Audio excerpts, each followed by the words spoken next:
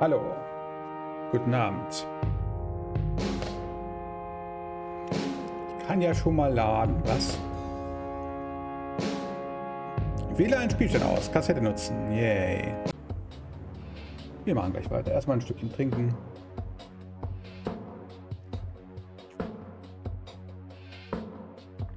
Herzlich willkommen im fast schon Wochenende-Stream. Es ist bei mir auch gleichzeitig der fast schon Urlaubsstream. Morgen nochmal. Und dann ist für den Rest des Jahres gut. So ist das nämlich, ja.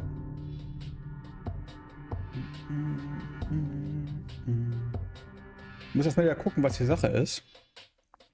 Was ich überhaupt tun soll. Ich nehme an, ich muss noch Dinge tun, bevor ich hier aus dem Raum rausgehe. Ah ja. Genau.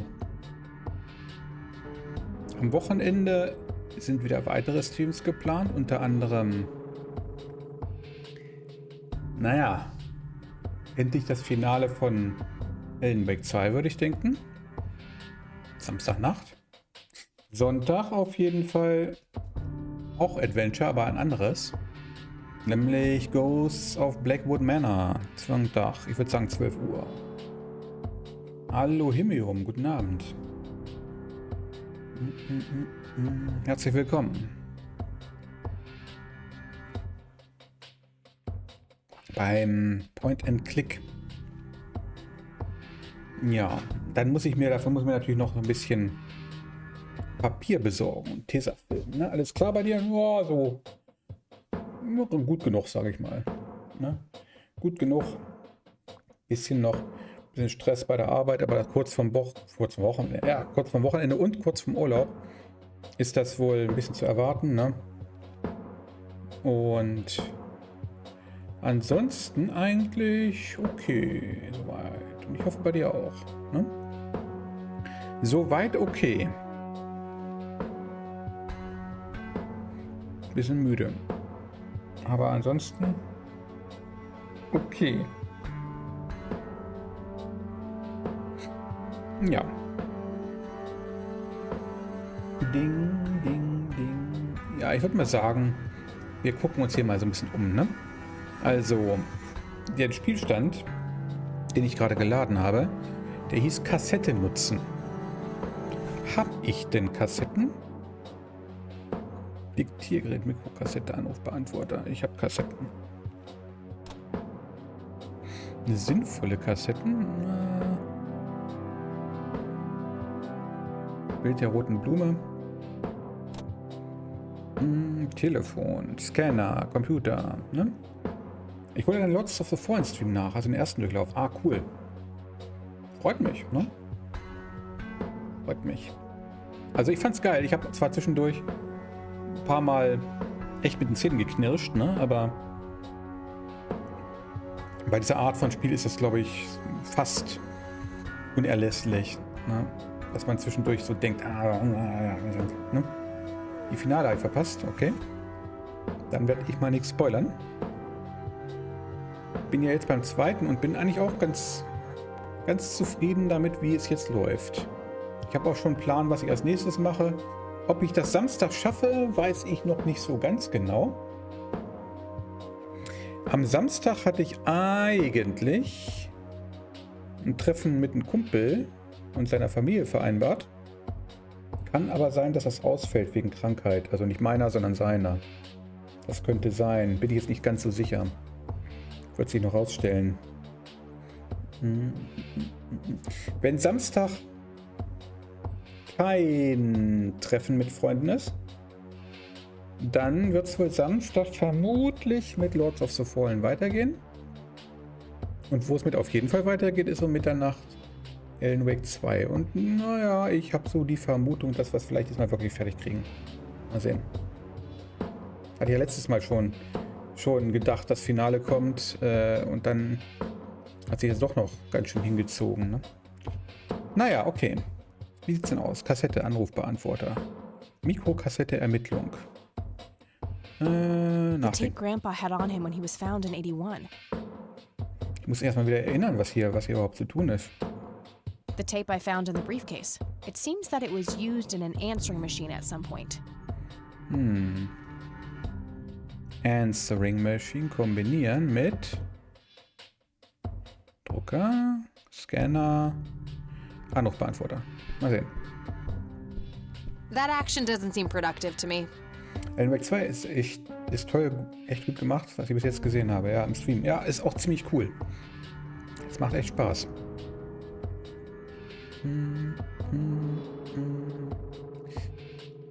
Kassette benutzen habe ich mir notiert. Kombinieren mit dem Diktiergerät. Kombinieren, entnehmen oder suchen. Not right now. I have the forged message ready for playback. Dann benutzen wir nochmal das Telefon. Ja, wir hatten ja so ein Band vorbereitet sozusagen, ne? So ein Band vorbereitet, was wir jemandem vorspielen wollten, ne? Kontakte, Wohnheim oder McDonald-Basis, Wade anwesend.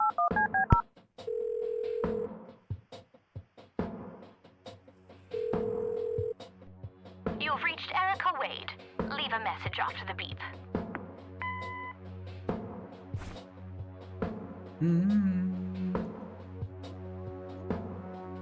That combination makes no sense. Warum nicht? Okay. That action doesn't seem productive to me. Warum nicht? Warum nicht? Wir müssen da so ein Dings vorspielen, denke ich. Hello, Erica. It's your father. Call Kathy Rain and give her what she wants. Bye.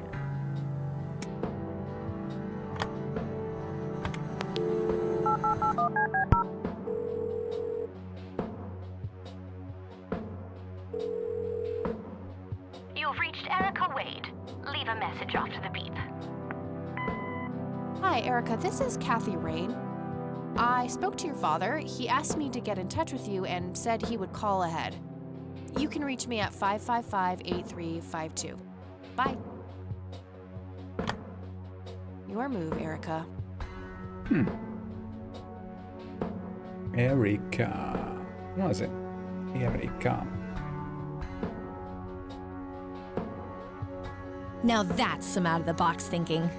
Yep, just might be silly enough to work. Well, time for a break. Gotta eat something before I pass out. Okie dokie. I'll stay here and keep digging. All right, see you in a bit.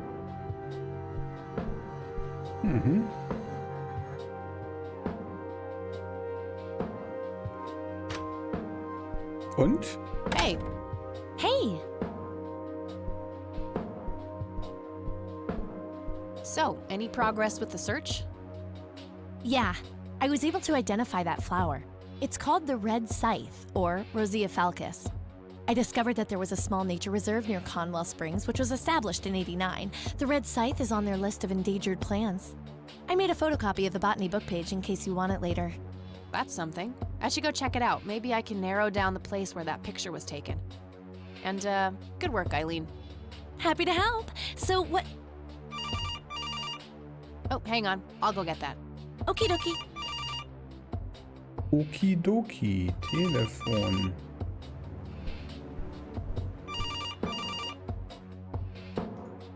Okidoki. Hello? This is Erica Wade calling for Kathy Rain. Speaking. Miss Rain, this is terribly awkward. I realize now how rude I was before. I wanted to apologize and ask if there is anything I can do. Darauf herumreiten, ihre Entschuldigung angekommen annehmen, klar. Apology accepted. You can start by answering a few questions. Very well. Aha, lauter Sachen, die wir fragen können. Do you know anything about what happened to my grandfather that night in '81? Not really, no. But what I do know is how it destroyed Father. It did? Oh, yes. The two of them were great friends once. And when Joseph was hurt, they hadn't been talking for some time. Father always hoped they would be able to reconnect one day. He kept putting it off, believing they had time. But in the end, it never happened. So, what were things like back when they were still good friends? Oh, they were like peas in a pod. Always sharing their war stories and laughing together. In a way, Joseph became the uncle I never had. He was around a lot when Father went out on business trips. Later on, I even met you a few times, when you were just a baby. I don't remember any of that. Oh, no matter, you were so little then. Erica, I have to ask, why were you so defensive on the phone earlier when I tried to reach out? Oh, I don't know, Kathy. Our families haven't been in touch for a long time. I don't remember exactly when it happened, but we all started drifting apart. My guess is that it had to do with Father's growing wealth. Friendship needs common ground, and we started living in different worlds. What happened to your grandfather was the final nail in the coffin. Father just couldn't bear seeing him like that, neither alive nor dead. Okay. Lily Myers. What do you know about Lily Myers? She was a young artist who lived somewhere in Conwell Springs. Killed herself, if I recall correctly. Dreadful thing. But other than that, not much. We never knew the family. Ja, genau. Do you recognize the nickname Cocky? It may be an Air Force call sign. I can't say that I do.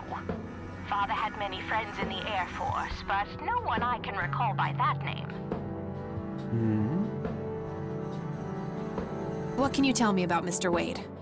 My father is a great man. He has so many ideas, so much left to realize, which makes it hurt so much more to see him like this. See him like what? The illness and everything, of course. Right. Yeah, it must be hard. Oh, yes, indeed. I wish he wouldn't be so stubborn with his treatment. He could go to any state-of-the-art hospital, but insists on being treated in that backwater clinic in Conwell Springs. The community clinic in the middle of town? Yes. It's like he's given up and is just waiting for the inevitable to happen. The Inevitable. Bam, bam. Was so Geschichten angeht, da gibt es immer eine Sache, ich reg mich ja immer über Kleinigkeiten auf. Man mag es vielleicht kleinlich oder penibel oder einfach nur erbsenzählerig nennen. Und man könnte es mit einiger Berechtigung so nennen. Aber es gibt so ein paar Sachen, über die ich mich manchmal aufrege. Und unter anderem ist das, wenn in Geschichten irgendwer gegen ein gefährliches Schicksal ankämpft, ne? Und dann der Bösewicht, meistens der Bösewicht, sagt sowas wie, du zögerst das Unvermeidliche nur hinaus. Und dann will ich eigentlich immer sagen, na klar, das ist, was man Überleben nennt, ne? Na, du zögerst das Unvermeidliche nur hinaus, ja klar. Möglichst lange überleben. Was denn sonst? Was ist denn da so überhaupt kein bisschen merkwürdig, ne? Naja, das nur am Rande. What do you know about Lily Myers' art? Oh, that little girl had a twisted mind, let me tell you that. Oh, my father used to have a few pieces of hers in his collection. Horrible things. I couldn't understand why he ever decided to procure them in the first place. You say used to have. Did he get rid of the paintings? Oh, either that or he put them in storage somewhere.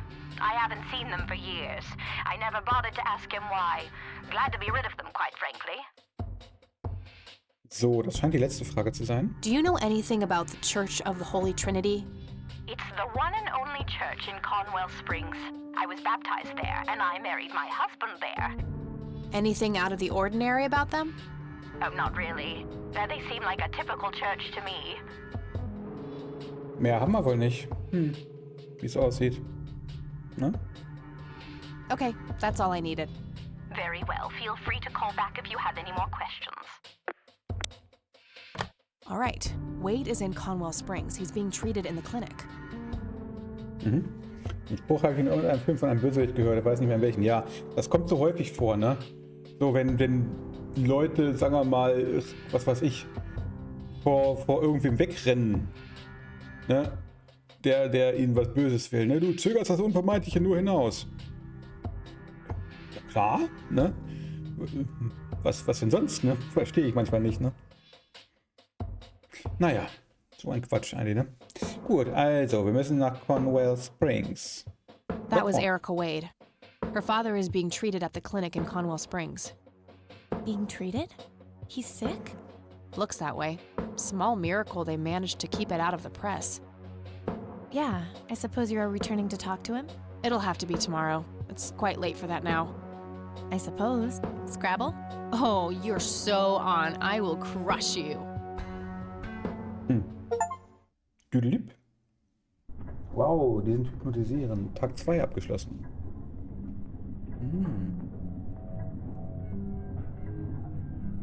Ein Traum. Turning your pawn into a queen, is that the plan, buddy boy? You know me, I'm always playing the long game, old friend. That may be, but you're running out of pieces. First you lost your queen, then your knight. All that matters is the king. Delusional as always. The king is dead. Long live the king. Check.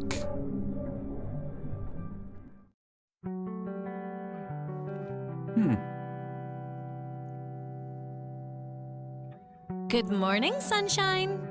Please tell me I dreamt all those Scrabble losses last night. 3 times in a row. Rub it in, why don't you? I'll just go strangle myself now. Oh, you. Don't be a sore loser.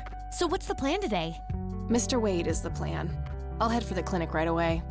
While I'm at it, I'm gonna check out the church and the nature reserve.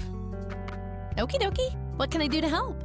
Why don't you continue looking into the lights? I have a feeling they're the key to solving all of this. You could also look up the history of Conwell Springs in general, see if anything unusual has been going on. I'll get right on it. Great. Thanks, E. Oh, by the way, don't forget to check out the page I gave you about the red scythe. It's a pretty interesting flower. Right. Yeah. Okay.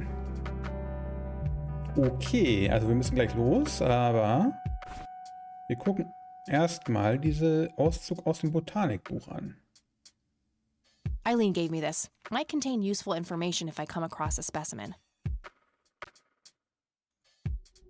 It's a Please. photocopy of a book page with information about the red scythe flower. Here's an interesting segment. Another interesting trait of the red scythe is the smell, which is familiar to that of a pepper. The pollen of the plant has also been known to cause hallucinations in concentrated amounts. Native American tribes harvested and smoked the plant for that reason, but the flower never caught on as a modern recreational drug due to the difficulty of growing it. Riecht nach Pfeffer und kann Halluzinationen, okay. Das ist die Blumento-Pferde. So, also. Ja, dann gehen wir mal, würde ich sagen. All right, I'm off. Peace out, E. Okie dokie. Good luck and see you later.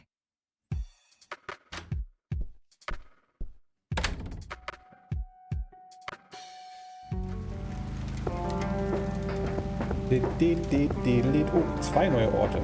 3 neue Orte. Klinik, Kirche, Naturschutzgebiet.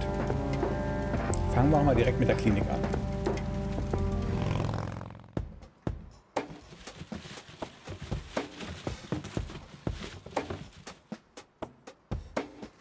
Ach, ist das wieder dieser Typ aus dem Knast?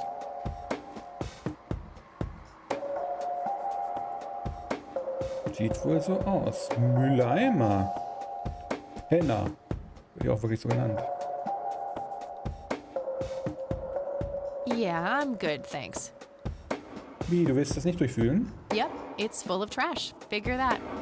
Was? Der Mülleimer ist voller Müll?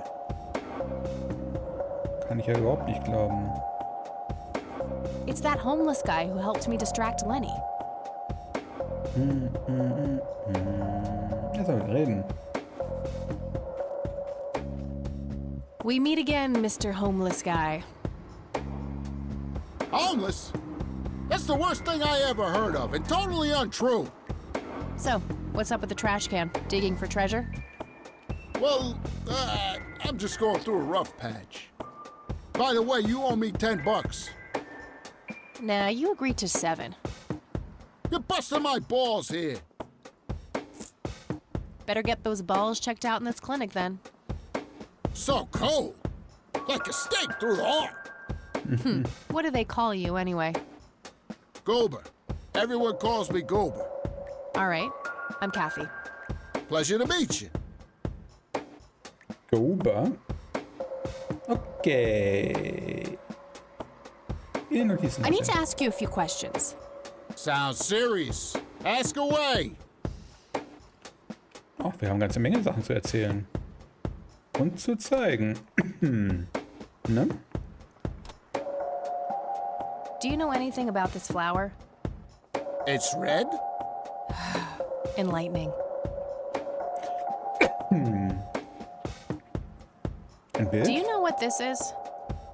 Chinese fireworks, of course. I grew up in Shanghai. I know what I'm talking about. They used to call me Dong Pai, meaning round-eyed baldy. Those were some rough years. I miss the food, not to mention the women. Got 2 kids down there now, Maylin and little Ping. Time to hit the off switch now, buddy. Hi, Cherubim, guten Abend. I don't need to show him that. Do you know what this key opens?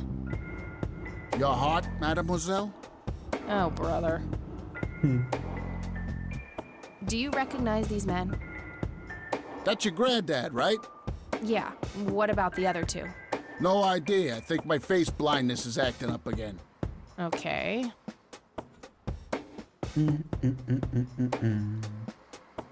Also ich mag solche Adventure echt gern. Ich mag Adventure-Spiele im Allgemeinen gern. Auch das Text-Adventure, also das Spiele vom Typ des Entschuldigung, vom Typ des Text-Adventures, was wir am Sonntag spielen werden. Text-Adventure, also eine Zeit lang, vor ein paar Jahrzehnten, muss ich ja jetzt inzwischen sagen, habe ich die fast nur gespielt. Meinem alten 8-Bit-Gerät. Da habe ich also mich wirklich hingesetzt und habe Pläne gemalt und so weiter. Das machen wir am Sonntag auch. Ne? Pläne gemalt und rumgeraten. Ich habe ehrlich gesagt, ich glaube, keins von denen damals wirklich gelöst gekriegt. Bis auf eins, The Hobbit. Aber da brauchte ich, glaube ich, sogar noch ein bisschen Hilfe. Ne? Aber man darf nicht vergessen, dass ich da noch ein Schulbube war. Ne? Schulbube. Do you know what happened to Joseph Rain in 81? I most certainly do. What? Tell me. Are you sure you want to know? Not everyone can handle the truth. Oh, just spit it out. Okay, here we go. Ready? Abducted by aliens. I should have known better. Oh, I saw it, man. A big, huge light. I was a bit drunk at the time, but I had my reasons. My wife had just left me, taking the dog, not to mention I was being conscripted for the war.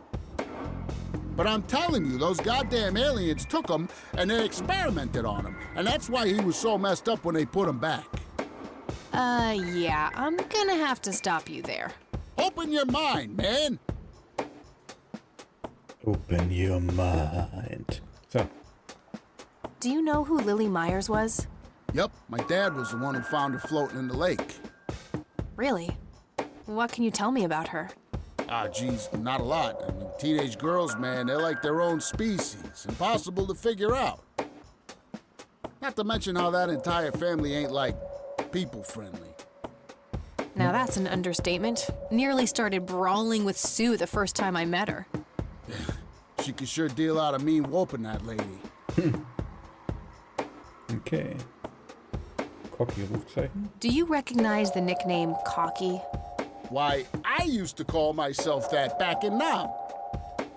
Oh, how I miss that marvelous youthful ego of mine. Why do I even bother? Cocky. Anderen zwei Gründen wahrscheinlich. Do you know who Charles Wade is? Sure, he's been holed up in this clinic for the last couple of weeks. You saw Charles Wade go in there? Well, yeah, I just told you, man. How did he look? Okay, I guess. Still walking, at least. What do you know about Lily Myers' art? Nothing but hearsay. People say it was pretty deranged. What's your opinion on the Church of the Holy Trinity? I'd say they're good people. Isaac the priest is, anyway. His dad, Father Bill, on the other hand, though, he and the people he had around him were into some weird shit. What kind of weird shit? I don't know, they were like a cult or something, with Billy Praise himself at the top. Really shifty bunch of folks. Isaac turned it all around when his dad kicked the bucket, made it a proper church. Interesting. Do you know anyone else who was involved in the old church? Not really. I tried to stay as far away from those people as possible. Ask Isaac about it. He's a friendly guy. All right. I might do that. So, ich war noch Mitte der 90er, wo mein Bruder Monkey Island und Sam & Max nicht weitergekommen ist. An einer Stelle des Games, ne? War schlecht irgendwie ohne Internet. Ja, damals musste man... Damals musste man entweder Kumpels auf dem Schulhof fragen oder auf Tipps aus Zeitschriften warten. Ne? Aus irgendwelchen Computerzeitschriften. Ja, so. I don't need to show him that. Wanna smoke, buddy? Nah, I got stage 2 lung cancer. I'm keeping it under control with a fruitarian diet. I don't need to show him that. I could, but only if I had a really good reason. I don't need to show him that. Okay, wir haben mich alles gefragt. Okay, that's enough serious questions for now. Alrighty. Wir fragen ihn nach seiner Lebensgeschichte, auch wenn wir es vielleicht bereuen. So, what's your story anyway? My story? Yeah, don't all bums have a story? For your information, this is all just a dry streak in my showbiz career. Is that so? I don't recognize you at all. I used to have more hair. That I actually believe. Come on, man. Frankie Gold is my stage name. Surely you must have heard of me. Not really, no. Oh, come on. I have starred in dozens of Hollywood movies. The Silence of the Lambert, Jacob's Bladder, The Usual Surprises, Natural Bald Killers. Not ringing any bells. Kids these days, no appreciation for quality cinema. Breaks my heart. Okay. Das waren aber alles Namen, die nicht ganz gestimmt haben. So, tell me about this acting career of yours. What about it? Ich wette, es gibt eine Errungenschaft, wenn man sich die ganzen Dialoge anhört. Und wir schauen mal. Tell me about The Silence of Lambert. Lawrence Lambert, a real estate agent, suddenly turns mute overnight. For weeks, he tries to communicate with customers using a self-invented sign language, only to realize that true love needs no communication at all. He marries his housekeeper, who only knows 2 words in English, yes and clean. In the end, Lawrence dies of a heart attack in the arms of his lovely wife, Consuelo Lambert Vasquez. Based on a true story. So, genau, wir haben uns am Kiosk. Die Zeitschriften waren ein bisschen teurer als Schüler damals. Ja, kurz reingeblättert und gesucht nach einer Lösung. Ah, das muss man also machen. Es gibt gar kein Benzin für die Kettensäge. I'm not sure I want to know what Jacob's Bladder is about, but I'm gonna ask anyway. Jacob's Bladder. The tragic story of Jacob Cobb, a schizophrenic man who forms an imaginary romantic relationship with his bladder. During long and joyful monologues on the can, he starts referring to his nether regions by the name of Jenny.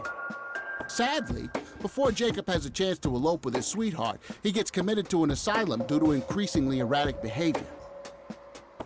After a big fight with his paramour, Jacob refuses to pee for a week, and he dies from a ruptured bladder. Das sind ganz tolle Geschichten. Give me the rundown on The Usual Surprises. A lighthearted comedy taking place during the surprise birthday party of 34-year-old Sid McBacon. The story is told from 8 different perspectives to keep the audience guessing who the protagonist actually is. The movie ends with the biggest surprise of them all. Sid suddenly dies of an epileptic seizure. I guess it's more of a dark comedy. Natural Bald Killers? It's a dystopian vision of the future where people are valued by the quality of their hair. The protagonist, Eddie Zephyr, turns bald in high school. One day, he has simply had enough of all the teasing and the bullying, and he completely snaps and heads out on a scalping spree in search of the perfect head of hair. Eddie makes his way to Mexico for an illegal hair transplant. However, he has an adverse reaction to the anesthesia and he dies on the operating table. Alle seine Geschichten, ja genau, alle seine Geschichten, würde gerade sagen. Why do you always die at the end of your movies? Typecasting. Der Typ hat ein bisschen was von den Leonardo DiCaprio und Tarantino-Filmen. Ich hab... Oh, never mind. Not the cultured type. I understand. Ich habe, glaube ich, gar nicht so viele gesehen, ehrlich gesagt. Okay, I'm off. Bye. Ein paar habe ich bestimmt gesehen. Quentin Tarantino. So, Eingang. Ich glaube, ich gehe da mal rein. Oder?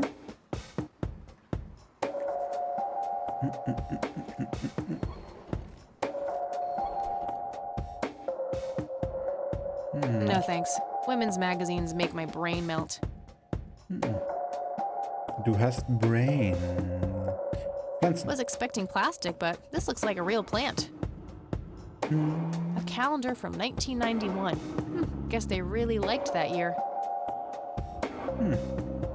Also einen veralteten Kalender hängen zu haben, ist natürlich so eine Sache, ne? Computer. Ansehen, anschauen. Computer. They likely keep records of their patients on it.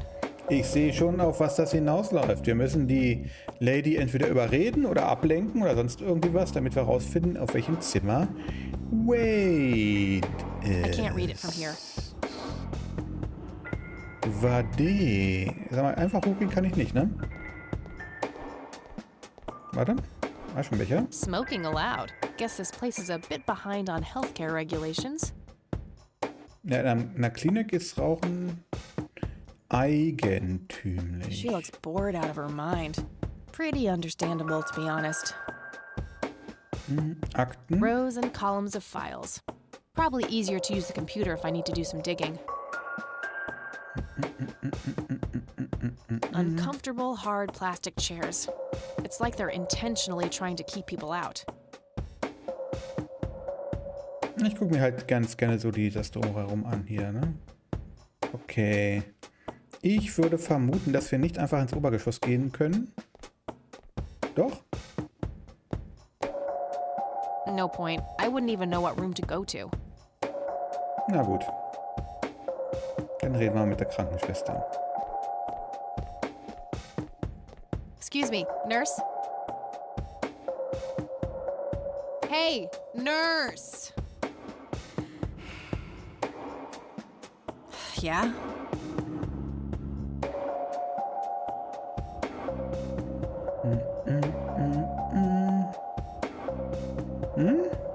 They don't pay you much, huh? No shit. What do you want? I'm here to see Charles Wade. Never heard of him. Anything else? Bullshit. I know he's here. Listen, it's okay. I'm a friend of the family. No, you're not, and I said he's not here. Don't make me call security. What a bitch. I need to get rid of her somehow. Hast du keine Knarre?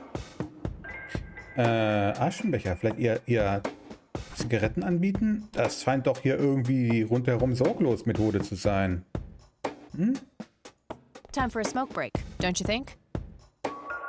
What? You smoke? No way. Those things will kill you. Okay. Ich find's gut. Ich find's gut, dass man den gleichen Trick nicht nochmal verwenden kann.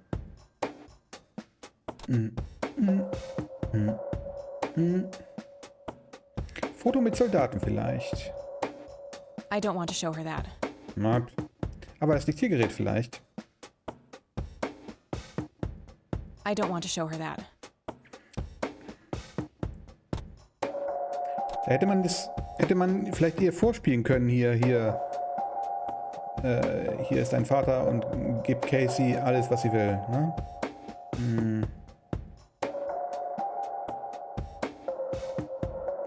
Elektroschockwaffe. I wish, but she'd just call security on me. Psst, psst, psst. Uncomfortable, hard. Ja. Nun, Elektroschock, Feuerzeug. I don't want to show her that. Reden wir mal nochmal mit ihr. Again? No thanks. I'm gonna have to think outside the box. Na, okay. Dann muss ich es auch nicht. Wenn ich es nicht kann, dann muss ich es auch nicht. I don't want to show her that. A calendar from smoking. Vielleicht kann ja Lenny, nee, Goba heißt er. Wie komme ich auf Lenny? Mir wieder helfen? Hey, doofus. Oh, hi! Live-Darbietung. So, how good an actor are you? The best! The very best! You know, that nurse in there, she said she loved you in all those movies, and that she always wished you'd give her a live performance. I knew it. She always gave me these strange looks. I thought it was contempt, but her face must just be cramping up from shyness. Yeah, that's definitely it. She'd love to see you act, I'm sure. I'm gonna have to oblige. Which movie do you think she'd like the best?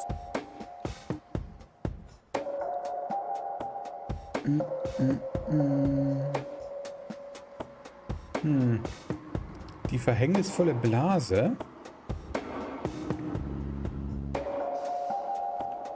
Wegen, weil sie vielleicht dann als Krankenschwester aktiv wird. Definitely Jacob's bladder. I'm feeling the pressure.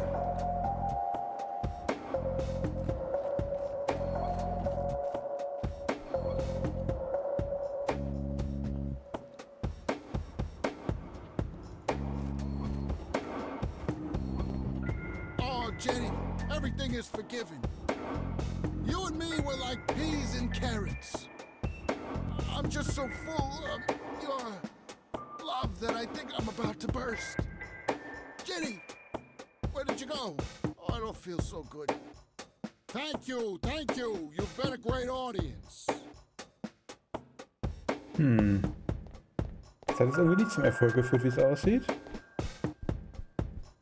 That wasn't really an electrifying performance. I'll have to intervene somehow. Keine elektrisierende. Vielleicht muss ich ja den Elektroschocker bei ihm anwenden. Hey, doofus. Oh, hi. Live-Darbietung? Hey, how about another show? Sure. Any suggestions?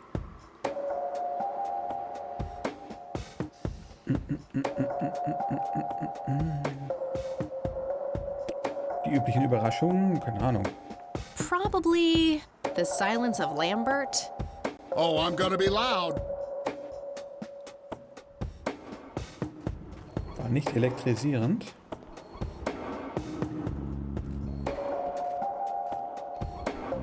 Alcaswell, how I wish I could speak. I have so many things left to say. My chest, no, it can't be. Good idea, but it wouldn't match his symptoms. Thank you, thank you. You've been a great audience.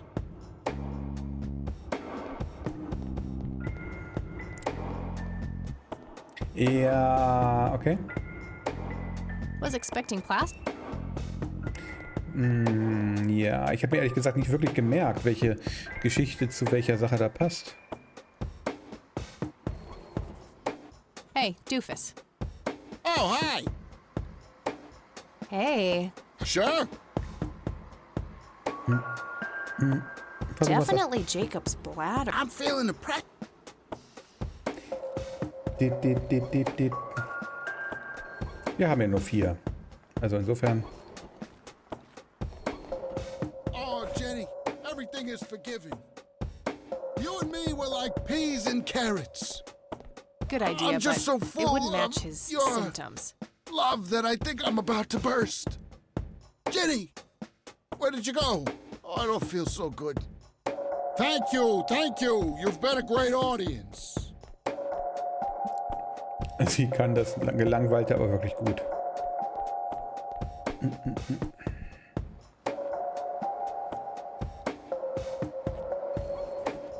Hey, Doofus.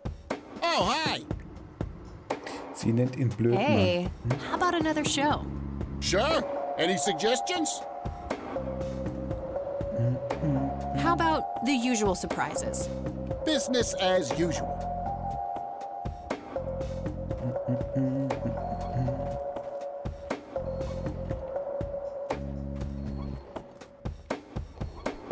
I can't believe you guys did all this for me. You know, what's that smell? Bacon? Oh, Bobby, my head hurts. Ah! Nurse, he's seizing! Oh shit!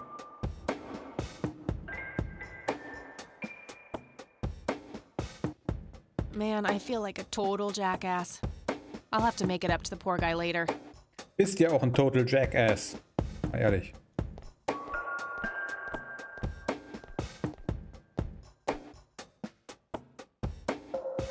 Benutzername. Bisschen Verlust ist immer. Naja, ja. Ja. Aber sie ist wenigstens irgendwie cool. Ne? Benutzername. Das Passwort ist vielleicht 91. 1991, weil jemand diesen Kalender wirklich mag. Benutzername, den Namen habe ich mir nicht gemerkt. Nurse.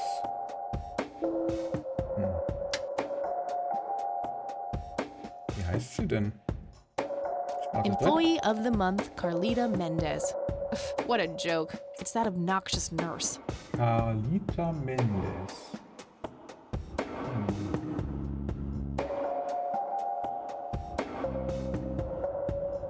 Mendez.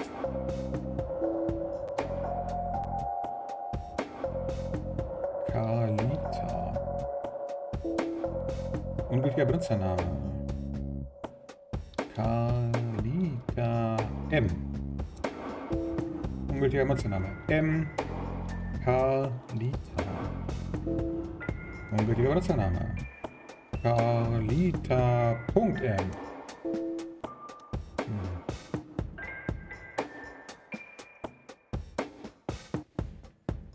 Mendes.c. C.Mendes.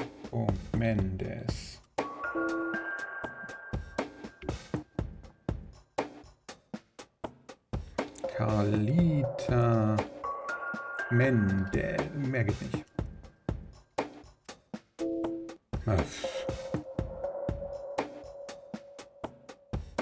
CM. MC. Carlita hatten wir einfach nur schon, ne? Schreib ich's falsch? Employee of the Month, Carlita Mendez. What a joke. It's that obnoxious nurse.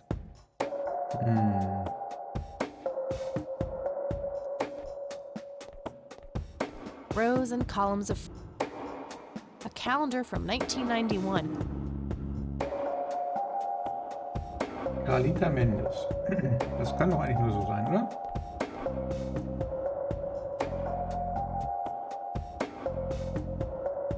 Carlita Bindestrich M. Bindestrich geht gar nicht. M. Ne, C. C. M. Ungültiger Benutzername. Carlita M. Mano! Wie soll ich das?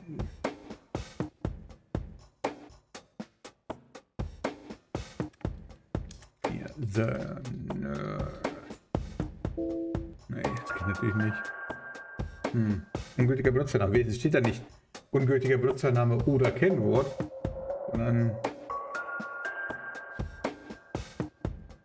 Mendes.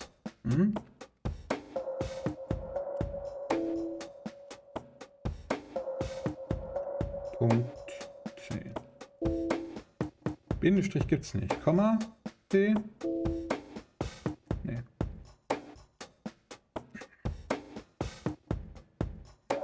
Carlita Mendes. Carlita Mendes. Carmen. Wäre ganz witzig gewesen. Ja, woher sollt ihr das wissen?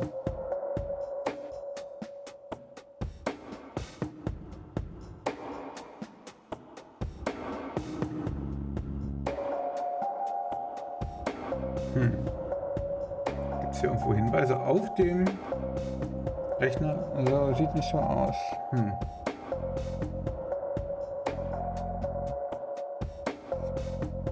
In Filmen ist es immer so, dass die Leute beim dritten Mal spätestens zumindest das Kennwort drin haben. Ne?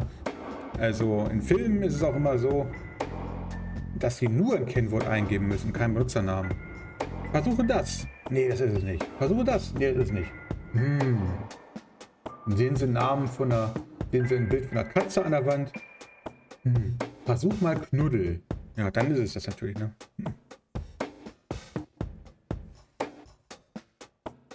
Wer solche Arten von leicht erratbaren Kennwörtern nimmt, der verdient, dass man sie errät, ne? Der Geburtstag der Tochter, ja. Der Geburtstag der Tochter, ja. Der Lieblingstochter, ne? Ja. Oder der Name der Ehefrau, ne?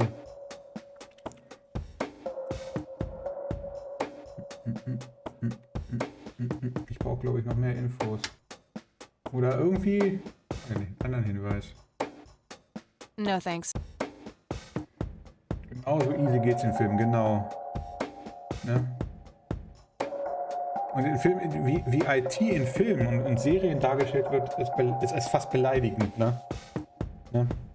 Wie hieß der immer aus Criminal Minds, diese eine Frau, die immer quasi zurück da an ihren Computern saß und immer alles möglich gemacht hat? Ich hab den Namen vergessen.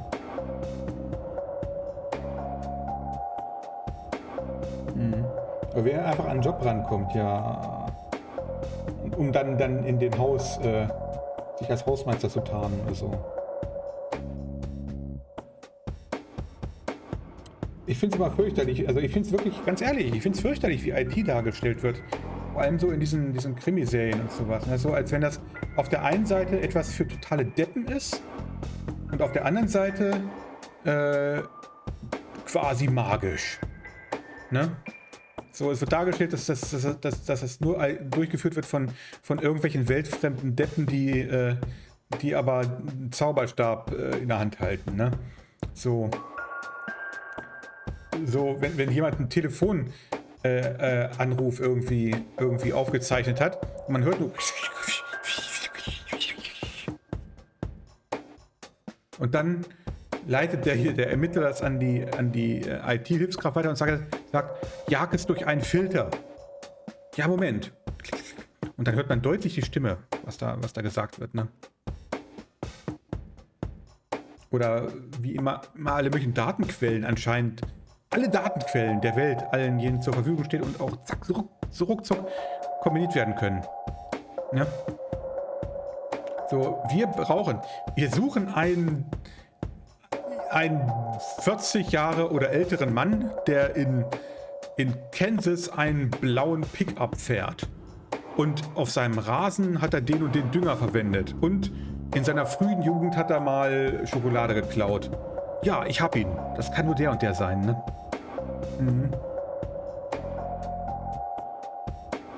Nein, wir werden gegenhacken, genau. Oh, geil. Da gibt es so viele Sachen, ne?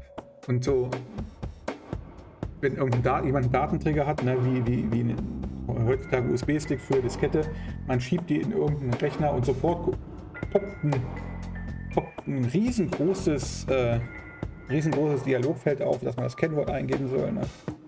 Also, ja. Also ich mache jetzt meine Witze drüber, aber ich finde es wirklich super bekloppt und tatsächlich ein bisschen beleidigend, wie das da teilweise dargestellt wird. Ja.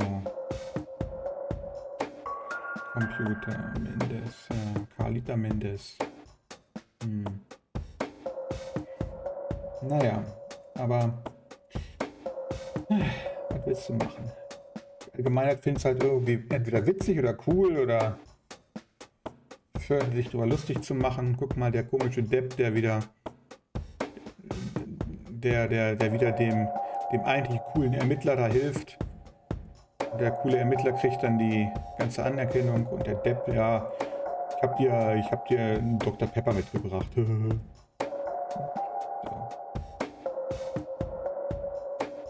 So, anschauen. Der Film Der Schakal. Und Bruce Willis immer einen Schritt voraus, keine Fehler macht und alles denkt. Ja. Computer. They likely keep records of their patients on it. Ich habe den Film gesehen. Ich habe den alten Film gesehen und das ist ja der mit Bruce Willis ist ja eine Neuverfilmung. Ich glaube, ich habe auch den früheren gesehen, der ein paar Jahrzehnte älter ist. An den erinnere ich mich gut wie gar nicht mehr und an den von mit Bruce Willis schon. Ne?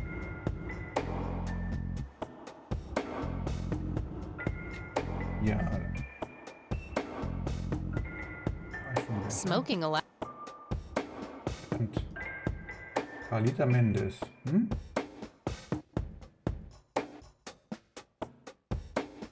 Was soll ich da eingeben? Carlita Mendes. Vielleicht mit Großschreibung? Nein.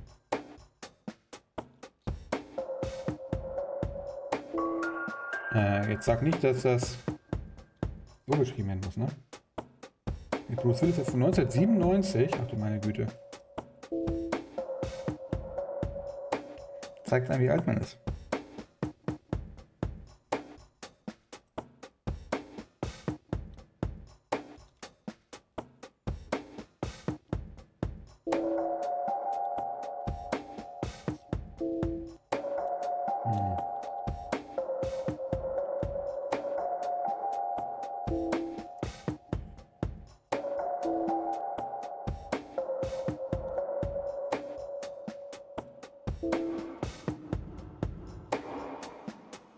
C, Bindestrich.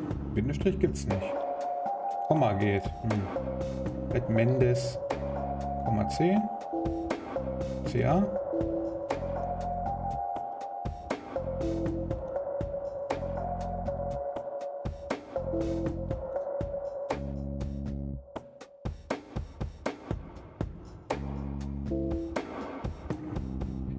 Woher soll ich das jetzt wissen, wie der Benutzername hier dargestellt wird?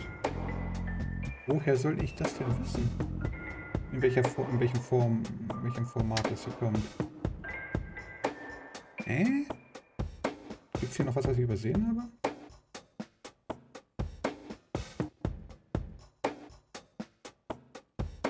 Angeguckt hier. Employee of the Month, Carlita Mendes. What a joke. It's that obnoxious nurse. Ja, dann gibt's also ganz einfach geschrieben.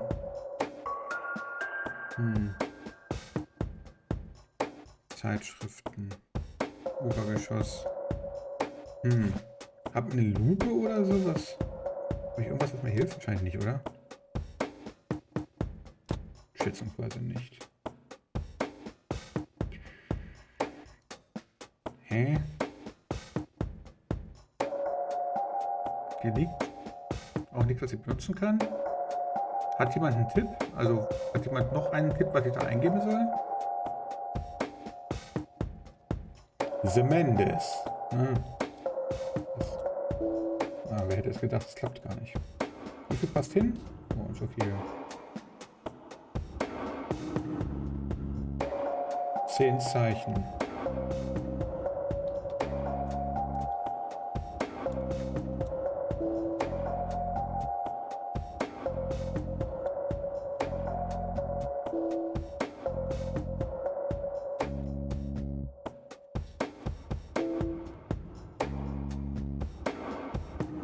Mendes, vielleicht aber. Falsches Passwort. Oh. C. Mendes, okay. Falsches Passwort.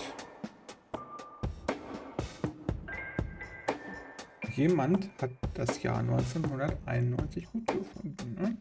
Ne? C. Mendes, okay, wir kommen der Sache näher.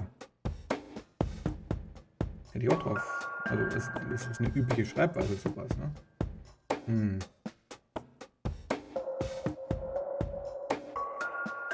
Rows and columns. Woher soll ich das jetzt wissen? Hm? A calendar from 1991.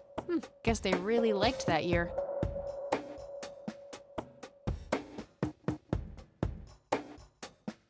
Hm.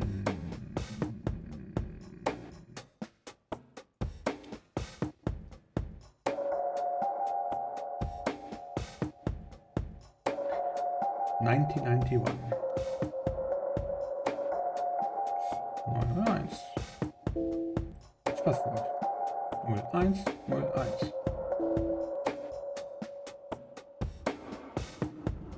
Wie viel geht hier rein? Auch 10 Zeichen.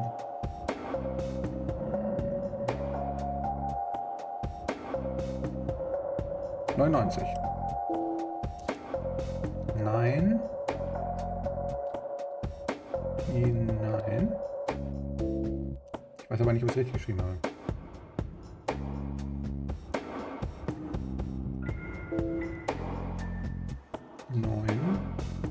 Und das passt doch nicht. 99. 9. 9.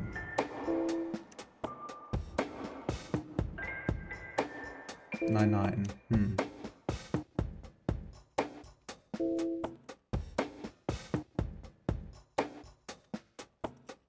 Jahr 1991.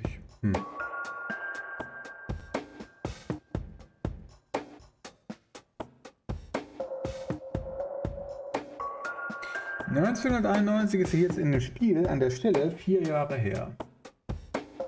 Das ist 95. 1991. 1995. Kaum.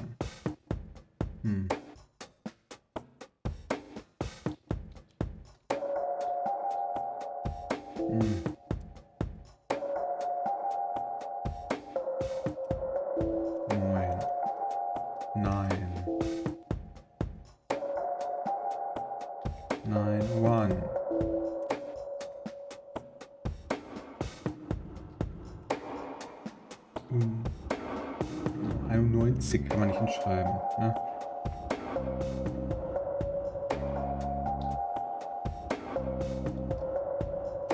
Kalender. Länder. 4 Jahre.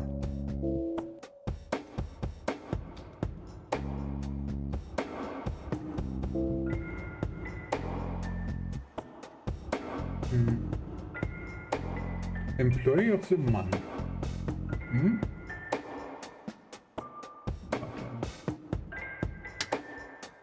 Kann man da irgendwas auf der... Kann man nicht erkennen hier, ne? Also optisch... Kann ich hier auf dem Kalender noch irgendwie was Genaueres sehen? A calendar from 1991. Guess they really liked that year. Das hat es auch damit gar nichts zu tun.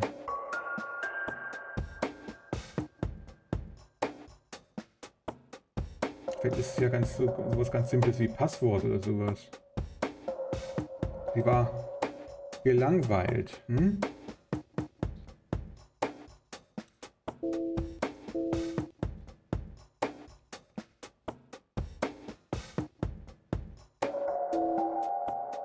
Langeweile.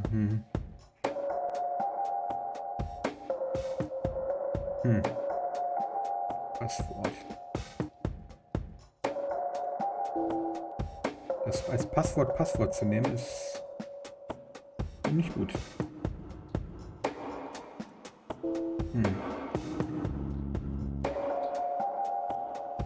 Den gleichen Namen nochmal. Den gleichen Namen rückwärts.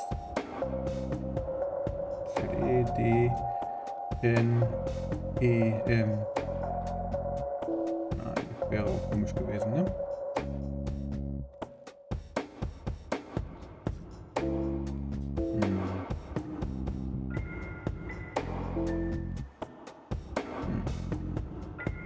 Was soll denn das Passwort sein? Woher soll ich das wissen? Ich habe die ganze Zeit Musik gehört. Sie wird nicht gut bezahlt. Hm.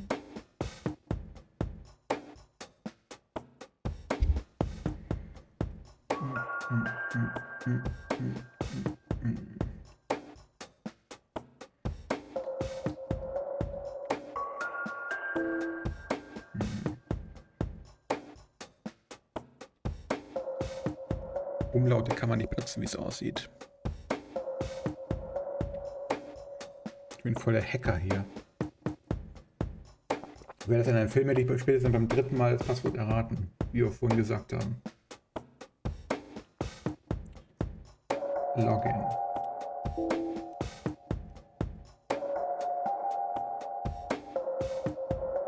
Let me in. Nein.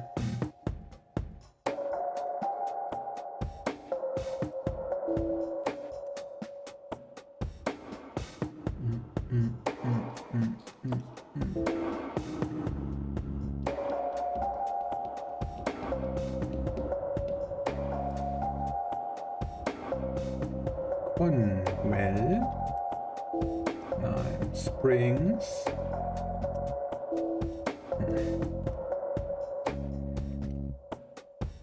Ist da ein Buch zum Lesen? Ich habe mich schon umgeguckt, aber ich habe mit Verrecken nichts gefunden. Das Einzige, ich dachte, es wird halt. Ich dachte, der Hinweis ist der Kalender, das Jahr 1991, ne? Jemand muss das Jahr wirklich gelebt haben. Calendar from 1991. Guess they really liked that year. Die Zeitschriften No guckt sie sich nicht thanks. an. Women's magazines make my brain melt. Die Stühle kann man sich nicht. Hab ich mir schon angeguckt, die Akten, da steht nichts Rows weiter. and columns of files. Probably easier to use the computer if I need to do some digging. Auf dem Tisch hier ist gar nichts außer dem Computer, also nichts anklickbar. Ja, das haben wir schon geguckt. Smoking allowed. Guess this place is a bit behind on healthcare regulations. Ja, und hier, diese Kästen da kann ich auch nichts mitmachen. Nach Obergeschoss kann ich gehen, aber es bringt erst was, wenn ich weiß, wo ich hin muss. Zeitschriften geht nicht. Hier ist nichts zum Angucken. Pflanzen Was haben wir. expecting plastic, but this looks like a real plant.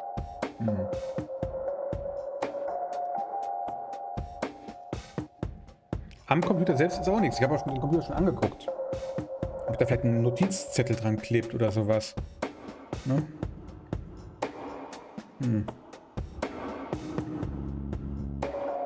Ja, Leerzeichen 1991. Nein.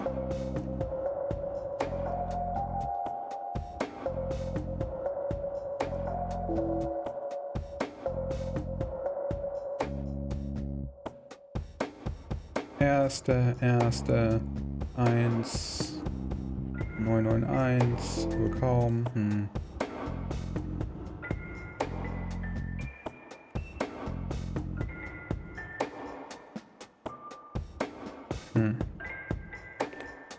Vielleicht etwas, was draußen dran steht. Vielleicht weiß.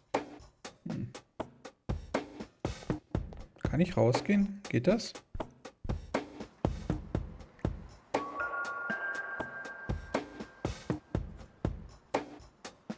Den Mülleimer guckt sie sich nicht an, hat sie schon gesagt. Gemeinschaftskrankenhaus. Hier ist nirgends was. Das ist ein komisches Rätsel. Also ein Rätsel, wo man wirklich raten muss, anstatt zu kombinieren. 2017, das wird es wohl kaum sein. Oder das ist auch ein Name für so einen Laden nebenan. Ich meine, kann ich versuchen, aber ich habe nichts anderes, aber mir fällt nichts ein. Warte hier, ne? Hier ist nichts, ne?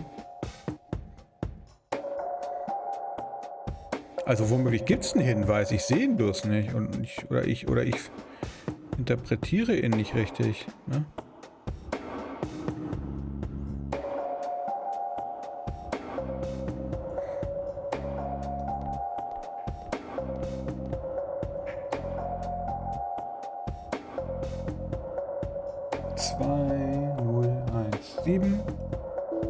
Nein.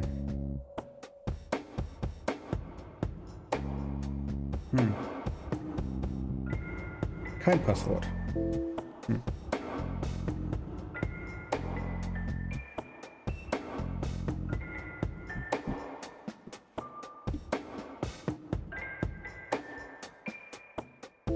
Gesundheit. Hm.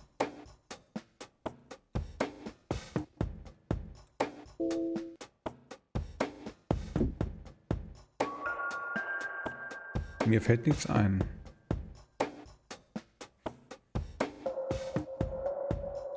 Login haben wir schon probiert, ne? Computer.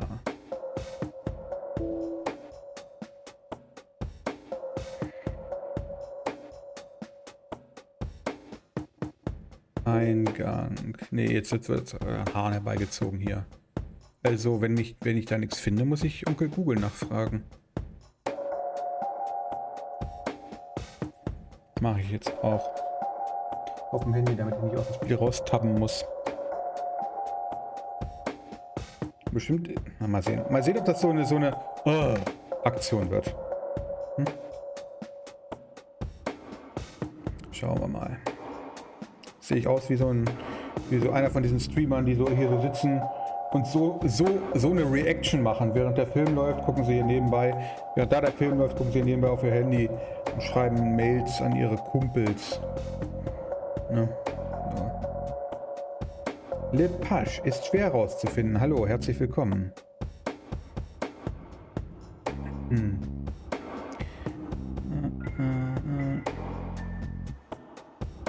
Ich habe auch keine Lust mehr zu suchen, ehrlich gesagt. Vor allem, wenn das so irgendwie was total Haarsträubendes ist.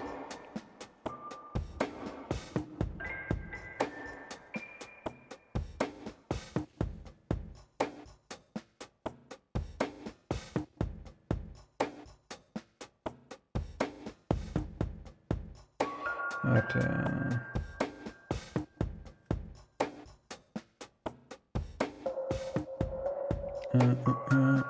Cornwell.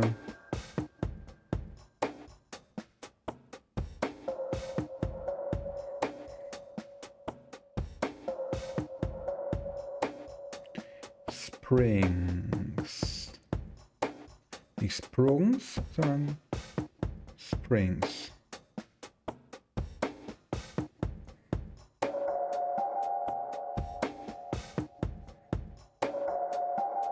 Fängt mit O an und hört mit R auf. OR. Nein, dann war es das nicht. Also, gut, gib mir die Lösung bitte. Hier.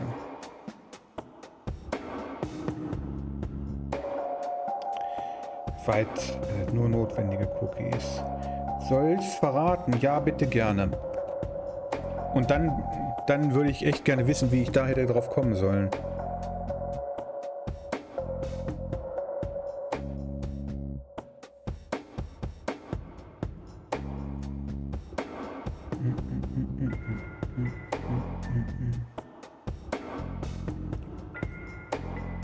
Otorgado. Was? Kleinen Moment. Otorgador? Was,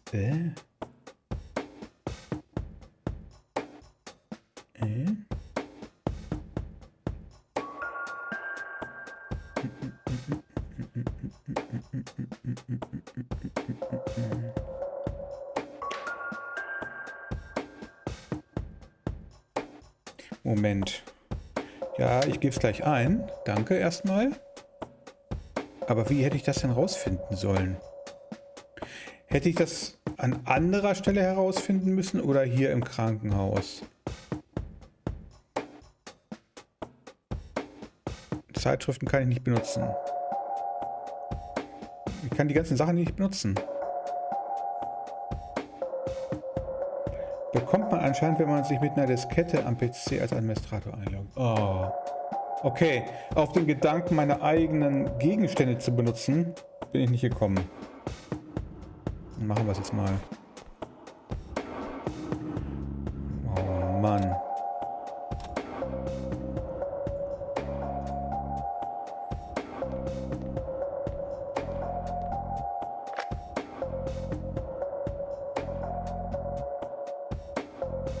Das, okay. Das hätte ich jetzt aber auch nicht erraten können. Das hätte ich nicht erraten können, ne? Administrator-Passwort extrahieren. C. Otorgador. Okay. Ja, also wenn man es weiß, ne? Ja, natürlich, wie immer. Wie immer in dieser Art von Spiel. Wenn man es weiß, ne? Dankeschön.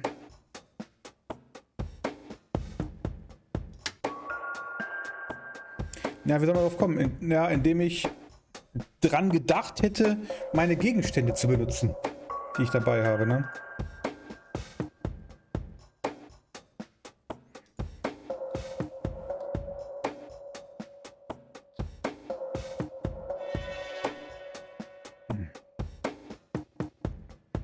Wait. Nicht gestorben. Überwiesen von Dr. A. Friedman. Und so weiter und so fort. Bei den Patienten wurde erfolgreich ein invasiver Eingriff am offenen Herzen durchgeführt.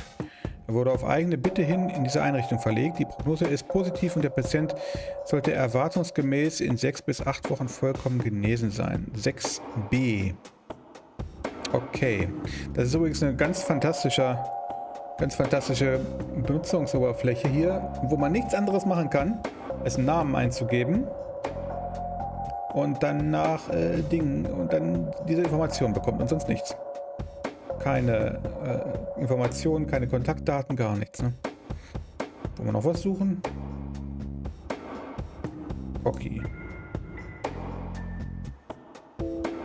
Gibt's nicht. Blocky. Rocky? Alan Wake. Komisch. Warum findet man die nicht? Niemand weiß es. Okay, 6b war es, ne?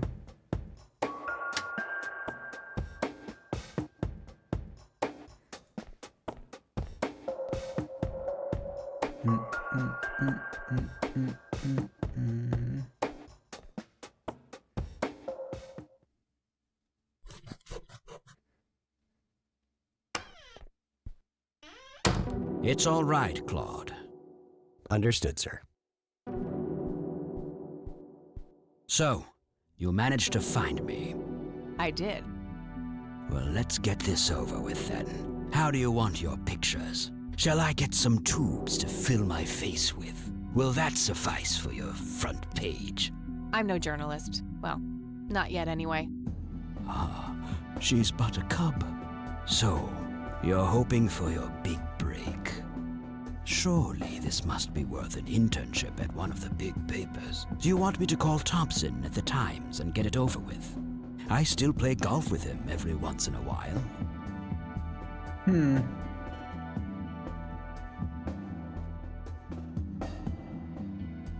That's not what this is about. It's personal. Sounds serious. Perhaps I should ask Claude to produce his gun. You know, Charles, the person most likely to be harmed by a gun tends to be its owner. Very true. That's something that Japs who captured me learned the hard way. Did my grandfather bail you out then too, or was that one of the few times where he didn't save your sorry ass? Hold on there. Explain yourself. You're willing to listen to something other than your own voice? I'm stunned. I'm Kathy Rain. Joseph was my grandfather. Now I remember. You were at the funeral. I was. You were late. I needed my morning smoke. Besides, it's not like Grandpa was going anywhere. Oh, just look at her, Claude. She's absolutely fearless. That's Joseph's blood running through her veins. Hallo He Fox. certainly has a smart mouth, sir. I must say, you have me intrigued, Kathy. What can this old man help you with? Hallo Fuchs nochmal, herzlich willkommen. Erstmal hier, ne? Wir fragen alles. Nee, wir gucken erstmal nach Gegenständen. I don't need to show him that. I don't need to show him that. I don't need to show him that. Brute Force. Do you recognize this, Charles? Of course. Your grandfather, me, Jimmy Cochran. Taken shortly before we went to the war. That guy's name is Jimmy Cochran? Yes. He used to go by the nickname Cocky. He was a coward, really. The nickname is somewhat of a bad joke. Ah, I see. Cochrane. Ist das nicht der den Warp antrieb? Na, das war natürlich ein anderer. Der Name ist Sephon. Do you know what this key opens? You must be truly desperate if you ask random people a question like that. Ja. I don't need to show him that. What do you see in this picture, Charles? Fireflies would be my best guess. They can grow terribly large around these parts. Do you know what this is? A flower? Why don't you consult a botanist instead of bothering me with this nonsense? Na gut, jetzt habe ich meine ganzen relevanten Gegenstände hier durchgeguckt. Dann reden wir mal über die wirklich wichtigen Dinge. Do you know anything about what happened to my grandfather in 81? I wish I did, Kathy. You must know I did everything in my power to help. How do you think Mary Elizabeth could afford all that expensive treatment? MRIs, neurologists, say what you will about Joseph. But he was never rich. Strange. Grandma never mentioned that to me. She's just too proud. At first she refused. She was convinced that I had an agenda, that there were strings attached. And were there? Don't be silly. Despite all that had happened, I still loved Joseph dearly. I wanted to help. People from places like this have a deeply rooted mistrust in the rich, passed on for generations. In her eyes, I had become one of them. So that's all you know about the whole affair? Are you implying that there's more to know? I left the diagnosis to the professionals. Mrs. Rain accepted the health care, but asked me to stay out of everything else. So I did. I see. What can you tell me about your friendship with Grandpa? Joseph was the best friend I ever had. We grew up together, married our high school sweethearts together, went to war together. I can't even begin to count the number of times he's saved my life. I repaid the favor once or twice, but he came up ahead, no doubt. So, when did you two lose touch? I heard that something happened between you and him. What was it? The truth is, Brian Rain happened. Sharon Evans happened. My parents? Yes. They ruined everything with their vile, destructive behavior. I couldn't have that around my daughter or my newborn grandson. Joseph was naive. He believed that anyone could be helped, that anyone could be reasoned with, given a chance. He was just too good, bless him. He should have been harder on Brian, more strict.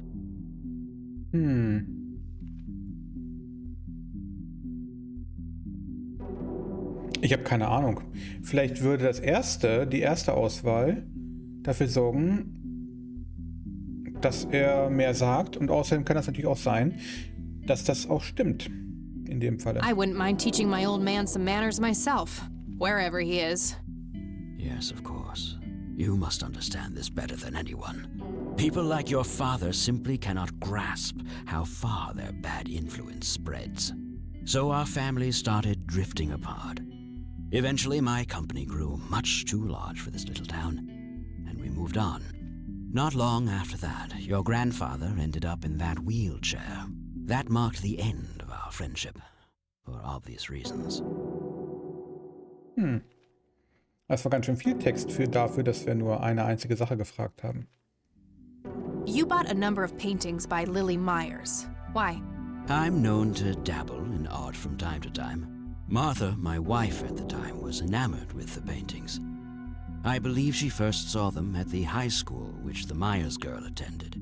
Anyway, after the poor girl killed herself, I bought the paintings speculatively.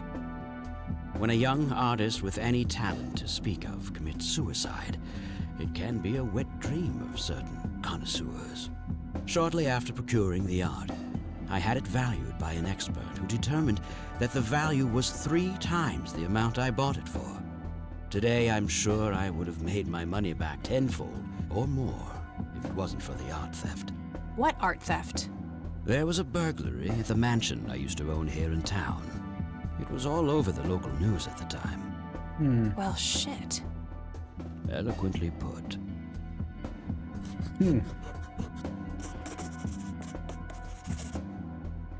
Okay. Tell me about Jimmy Cochran. Is he still alive? In a literal sense, he's been held in a mental institution for years. Let me guess. Since 81? Either 82 or 83. I'm fairly certain it was early 83. Do you remember the name of the institution? Something starting with an E. Emerson, Everton, or similar. Ingstrom? Ingstrom Psychiatric Hospital? Yes, that's the one. You know the place, Kathy. Wir erzählen ruhig die Wahrheit. Warum nicht? Er ist ja auch gerade ziemlich entgegenkommend. I do. My mother is in there. Sharon Evans? I had her committed about a year ago. I see. It must have taken a lot of courage to do that, Kathy. Mothers have a lot of power over us. More than most of us care to admit. I guess so. Do you know why Jimmy ended up in there? Some obsessive-compulsive syndrome. He became fixated with circles and started hurting himself, trying to scratch the circles out of his head. Creepy. I wonder what set him off.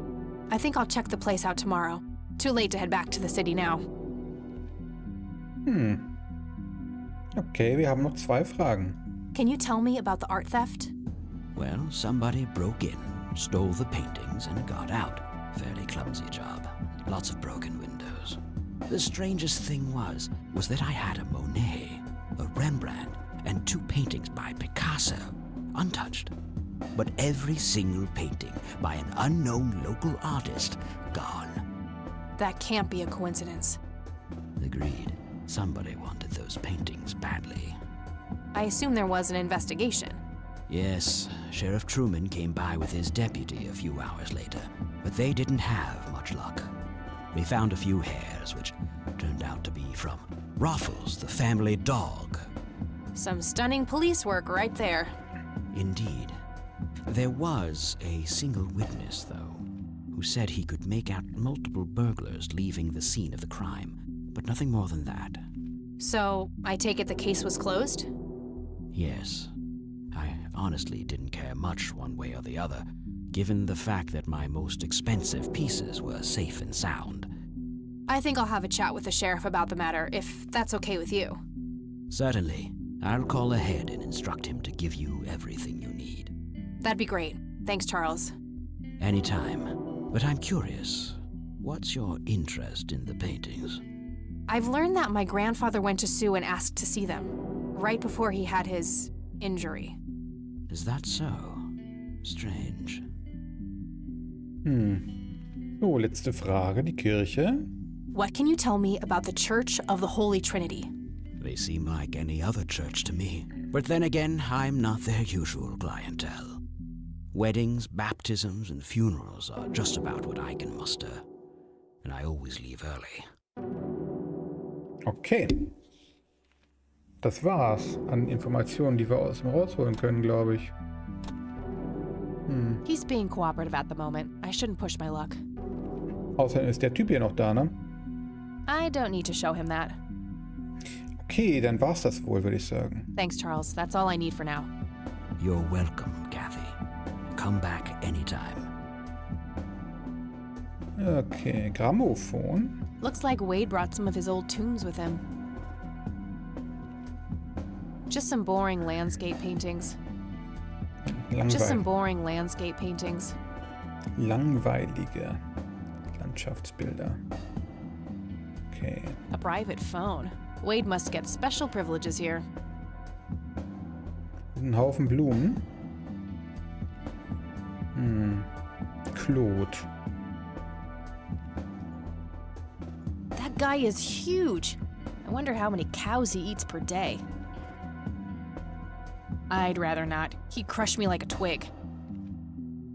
Dann gehen wir mal wieder.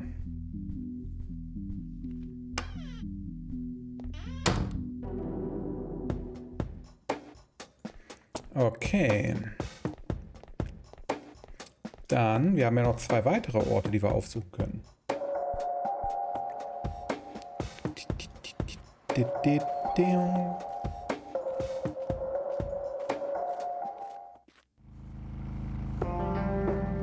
Hier waren wir jetzt, ne? Klinik. Die Kirche oder das Naturschutzgebiet? Erst die Kirche.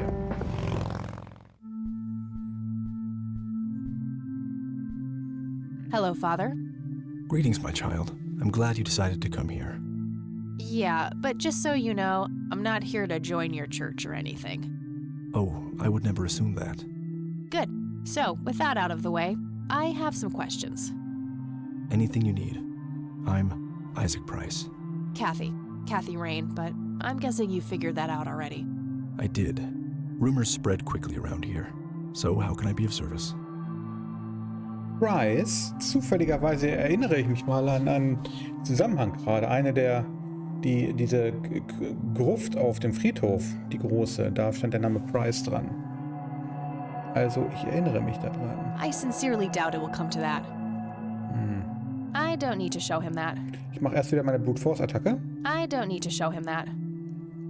I don't need to show him that. Do you recognize the men in this picture, Isaac? Only your grandfather, and that's just because I was given a similar picture for the service the other day. Do you know what this key opens? I'm afraid not, my child. I don't need to show him that. I could, but I think I have more to gain from a subtle strategy. I'll keep it to myself for now, until I know more about this church. Selbe Symbol haben wir da oben, ne? Father, do you know anything about this flower? No, my child. Nothing at all. Na gut, dann reden wir mal über die Dinge hier. Do you know anything about what happened to my grandfather in 81? It was the work of the devil, I'll say that much. Joseph was a kind man. He did not deserve such a fate. You heard my speech at the funeral, Kathy. I meant every word. He was a great man who did much good for this community. Did you know him personally? In a way, he and my father did charity work together. Joseph was around a lot when I was young. They collaborated on a few different projects for the homeless and for the troubled youth, among other things. So my grandfather was a member of the church? I wouldn't say that, no. He was a friend of the church, but he wasn't a religious man. He believed only in philanthropy. That being said, Joseph was the person who convinced me to become a priest. Really? Oh yes, I was a teenager back then, full of rebellion, every fiber of my being wanting to distance myself from my father. Joseph made me realize my sinful pride and showed me how I should follow my heart regardless of what others might think. And for that, I'm eternally grateful. Na gut. Does the name Lily Myers mean anything to you? It does. I was a substitute teacher in her high school for some time before I was ordained. Really? Did you know her personally? We weren't close. I only knew her as much as a teacher would know any student. All right, so how did she seem toward the end? For one, she started skipping school a lot, and when she did show up, she was absent-minded and moody. She always looked depressed and hunched down like she had a whole world on her shoulders. Any idea of what caused this change? Not a clue. All I know is that when she returned from that last summer break, she was a whole different person. Do you know who Jimmy Cochran is? I don't recognize that name, no. Do you know anything about an art theft at the Wade estate in the 80s? I have just a vague memory of reading about it in the paper. Na gut, also über die Kirche. Care to tell me the history of the church? I'd be happy to. The story is a fascinating one. This church was founded by my father, William T. Price, in the 70s. Back then, he made his living as a traveling salesman and was driving through this area as he'd done so many times before. However, this day was different. My father held dark thoughts in his mind. He was angry, thinking of evil deeds, even considering swerving off the road into a rock and ending it all. Then suddenly, divine intervention. 3 bright lights appeared. The Father, the Son, and the Holy Ghost, the sign of God. This epiphany was the moment my father had been waiting for. He sold all of his belongings and took me and my brother to live with him here in Conwell Springs. Soon thereafter, he built this church and started gathering followers. They began to refer to him as Father Bill. I take it that window up there resembles what he saw when he had this epiphany? Indeed. The stained glass window depicts the Holy Trinity as witnessed by my father. Do you know exactly when or where this event took place? Why do you ask? Oh, just curious. It's a captivating story. Well, it was in the spring of 1971, but my father never told anyone where. Okay, so what happened then? People flocked to Father Bill. He started teaching, writing scripture. The church flourished and continued to grow all the way up until his sudden death in 1983. That's when I stepped in to take leadership of the church. I take it that the church started declining after the death of Father Bill? Yes, naturally so. With such a magnetic personality, he was irreplaceable. But I assure you the church is still very much thriving. Looks kinda empty to me. It's not really our peak hours. What's up with you handing out pamphlets at funerals then? Trying to reel people in at a weak moment? I'm going to assume you meant no disrespect, child. I'm simply providing divine guidance when it's needed the most. Divine Guidance. Nee, danke. Ja, wir haben alles gefragt. That's all I need for now, Father. May the Lord shine his light on you. Okay. Alter. It's an altar. You know, the place where they put the sacrificed goats, kids, and other crap. Schön gesagt. Okay. Kann ich mir den angucken? Isaac Price, the priest of the church. Price. Es gab wohl mal einen Schauspieler, ich glaube, der hieß Vincent Price. So. Die Filme, die ich mal mit ihm gesehen habe, die sind alt. Und er war auch schon alt zu dem Zeitpunkt. Also alte Filme aus alten Zeiten. Hallo, Kante, guten Abend. Ne? Vincent Price. Da gab es Filme, die galten als Horrorfilme. Die irgendwas mit Dr. Phibes hieß das.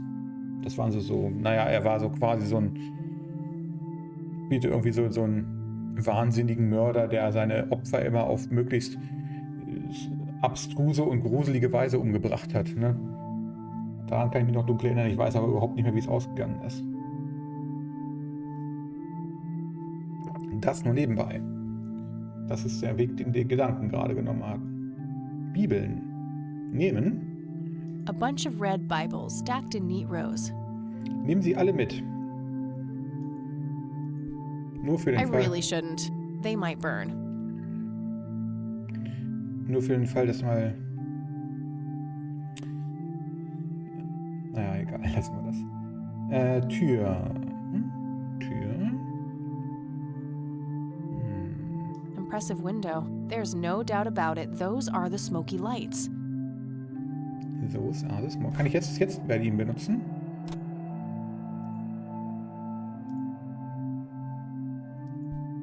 I could, but I think I have more to gain from a subtle strategy.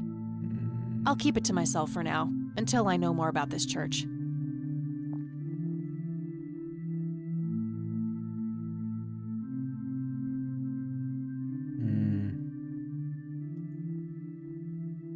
Could lead to a sacristy or a closet of some kind.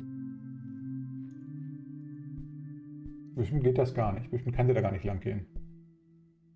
Locked. Ihm ist das egal. Could lead to a sacristy or a... Und ist bestimmt auch abgeschlossen, oder? Vielleicht muss er später wiederkommen. Locked. Vielleicht. Schlüssel? Nope, not the right key. Auf der anderen Seite wahrscheinlich auch nicht, ne? Doch wahrscheinlich eher so eine Tür für so einen altmodischen großen Schlüssel. Nicht für so einen aktuellen kleinen Sicherheitsschlüssel. Sicherheitsschlüssel. Eigentlich sollten alle Schlüssel Sicherheitsschlüssel sein. Wozu sollten sie sonst gut sein? Ne?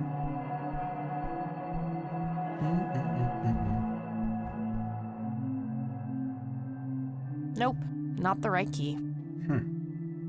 Na, okay. Wir haben alles ausprobiert. Fast alles. I don't need to show him that. Können wir ihn... Das Feuerzeug haben wir eigentlich auch schon probiert, ne? I don't need to show him that. Gut. Gut. Ja, okay. Ja, mehr gibt's jetzt in diesem Moment wahrscheinlich gerade nicht. Vielleicht muss man nochmal wiederkommen, wenn man mehr Informationen hat oder sowas. Wir haben ja noch einen Ort, den man aufsuchen kann. Naturschutzgebiet, ne?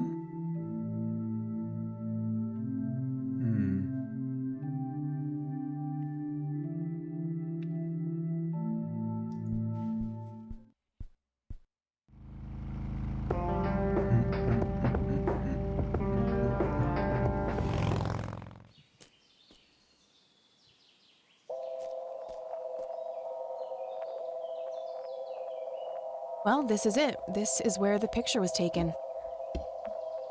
Yeah. I'm not sure what I expected to find here.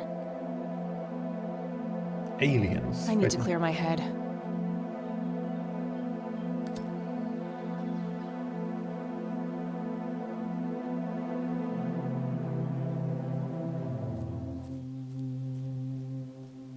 What the? We've met before, haven't we? Im Traum, ja. Das bezweifle ich, Meister Propper.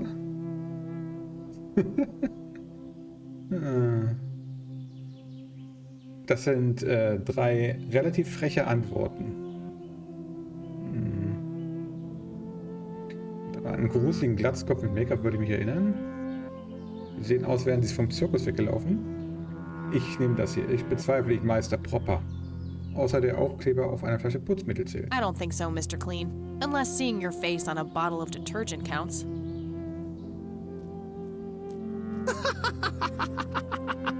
Always the joker, aren't you, Kathy? Who are you? How do you know my name? You told me, remember? I feel strange.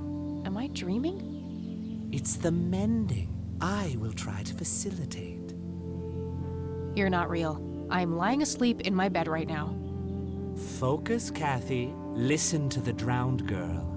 You mean Lily? What about her? She's the anomaly, the missing refrain, the convergence point of things past and events yet to happen. Dial down the metaphors a notch, would you, Mr. Kafka? I get enough of that shit in English class.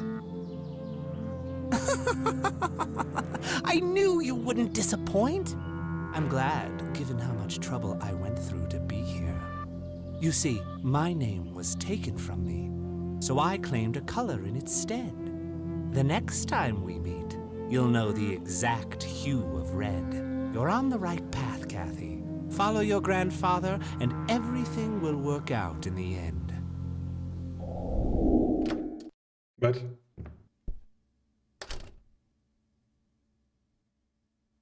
Wait, what?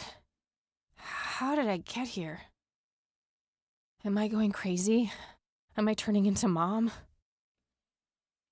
Dieses Gesicht eben. Ich schätze, wir könnten mit der Großmutter reden, ob die was Neues zu berichten hat. Oder so. Oh, hello, dear. Glad to see you again so soon. Hi, Grandma. I just thought I'd drop by. Sure, hon. Stay as long as you'd like. Dann reden wir mal mit ihr. Mind if we talk for a bit, Grandma? Not at all, dear. What's on your mind? Haben wir denn neue Informationen, neue Gegenstände?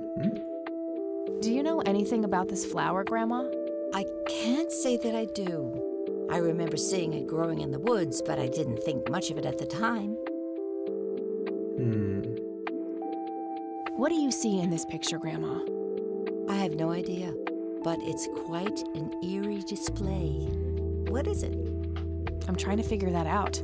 I found the picture hidden in the attic. Oh, come to think of it, the trees do look similar to the ones in Conwell Woods. Yeah, it was taken somewhere in that area. I found out that the flower in the picture matches a rare local species. Aren't you clever? Do let me know if you come across anything else. Ich glaube, neue Gegenstände haben wir ansonsten nicht, ne? I already showed her that. I don't want to show her that. I already showed her that. Okay, gut, die anderen Sachen brauchen wir, glaube ich. I don't want to show her that. Wir müssen noch mal rausfinden, was mit diesem Feuerzeug ist, wo diese Initialen B und H drauf sind, ne? Do you know who Jimmy Cochran is? He was a friend of Grandpa's. I believe he teaches at the flight school these days. I don't think so, at least not anymore. I was told he was placed in a mental facility. Really? He always struck me as a kind man, maybe a bit nervous and on edge, but not crazy. There's more. I found out that Jimmy asked Grandpa for help not long before Grandpa ended up in that wheelchair. Jimmy sounded really desperate. I'm sure what happened to Grandpa that night had something to do with his cry for help. You should go find the man, and surely he must know something. That's the plan. I just wondered if there's anything else you think I should know about him. Not really. We haven't stayed in touch since Joseph was injured. I know that he had a wife, Agatha, and a son, James. Agatha passed away from cancer years ago, but as far as I know, James still lives in the city with his family. Okay, thanks, Grandma. Vielleicht finden wir die ja. Mal ins Telefonbuch gucken. I don't see a reason to ask her about that. I don't see a reason to ask her about that. Okay. See you later, Grams. Take care, dear. Dann gucken wir mal, ob wir James Cochran im Telefonbuch finden.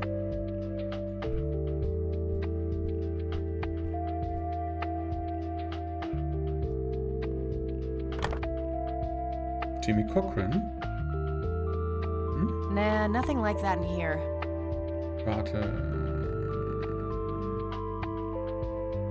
Nope, couldn't find.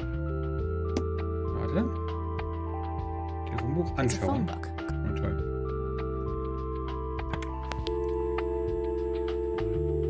Ich kann mal im Wohnheim anrufen, mal sehen, ob meine Mitbewohnerin da was Neues rausgefunden hat. Nah, I don't need to call E right now. We'll catch up tonight. Aber tippt vorher drauf rum, ja? I got her family's ad. No result for that. No result. Nah, no result. Okay. Also nochmal. Vielleicht ist ja die Mutter von ihr gar nicht verrückt, sondern weiß halt irgendwas. Was halt? Hello? Creepy bald guy. Guess no one's home. Stück Papier. That wasn't here before. What's this? Es ist ein Stück Papier. Zerrissene Zeichnung. Why did someone leave this at the nature reserve? Einfach so vor allem. Hätte einfach weggeweht werden können. Der rote Mann. Aha. A bald man dressed in red. Oh, creepy. Müssen wir mit irgendwas kombinieren, was wir noch nicht haben, wie es aussieht. So. Nee, warte. Erstmal Blume angesehen. Looks like a specimen of the red scythe. It's endangered. I'm not gonna take it without a really good reason. Was können wir sonst noch machen hier? Können wir hier...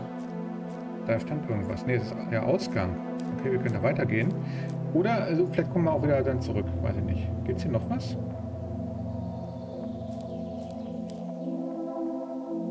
Vielleicht muss ich ja die Blume fotografieren oder sowas. Oder mit ihr sprechen.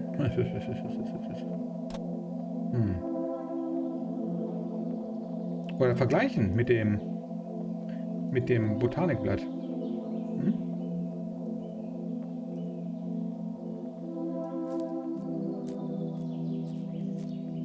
Yep, it's definitely the right flower.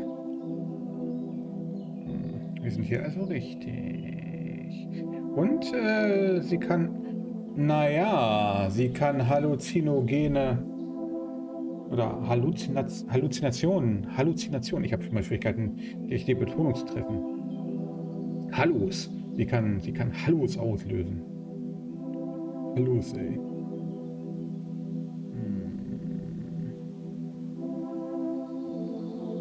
That action doesn't seem productive to me. Was macht man denn hier? Nochmal rauchen? Unwahrscheinlich. Mit der Elektroschockwaffe an die Blume ran. That action doesn't seem productive to me. Warum denn nicht?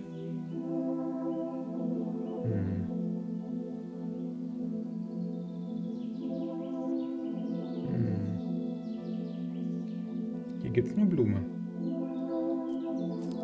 Und es gibt hier, wie gesagt, noch einen Ausgang, der eventuell woanders hinführt. Mal sehen.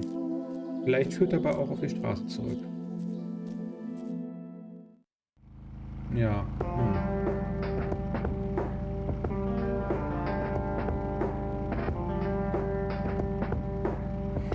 Sag einmal. Ist vielleicht diese Zeichnung etwas, was der Sohn da wieder erkennt? Der Sohn von der Sue? Ich habe den Namen vergessen.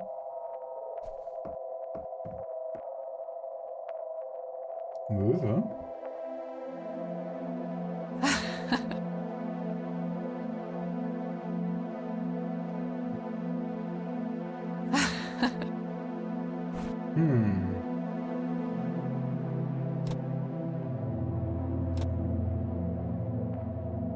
Hier, willst du eine Zigarette? That action doesn't seem productive to me. Das ist schlau von dir.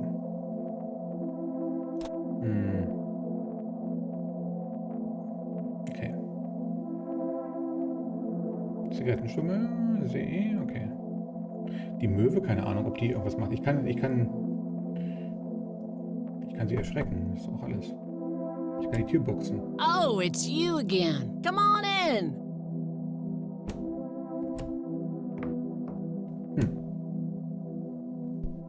Huch, wo ist der Junge hin? No Nathan today? Nah, haven't seen Nate all day. Probably out in the woods. Zeichnung.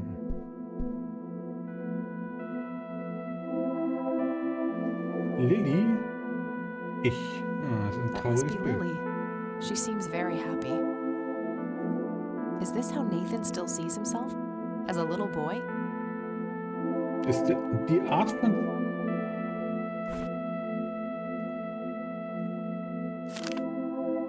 Looks like Nathan knows the strange red man.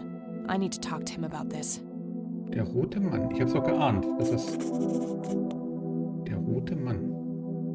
Mit Lilly und mit Nathan. Okay. Dann reden wir mal mit dir. I had a few more questions, Sue. Shoot. I don't need to ask her about that. Did you know that somebody stole Lily's paintings from Wade? Huh? I knew he got robbed a few years back, but I thought he still had them all. Okay. Das wird ja spannend, der rote Mann, ne? I don't need to ask her about that. Do you know who the red man is? Oh, that's just Nate's imaginary friend. The red man has been around ever since my boy was little. I see. So there's no actual person in town he could be referring to? No way! According to Nathan, the red man hasn't changed in 30 years.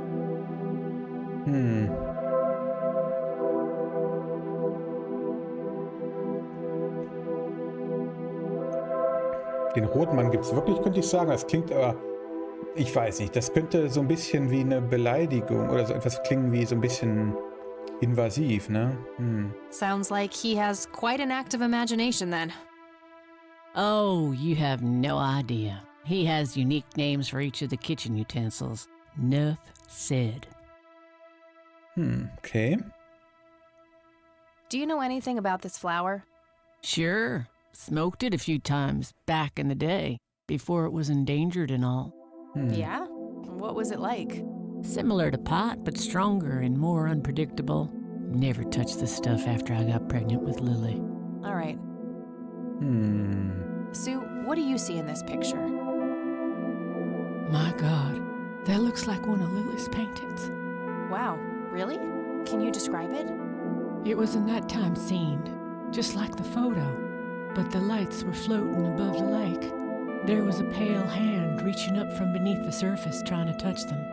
The forest in the background was on fire, making the sky purple and red.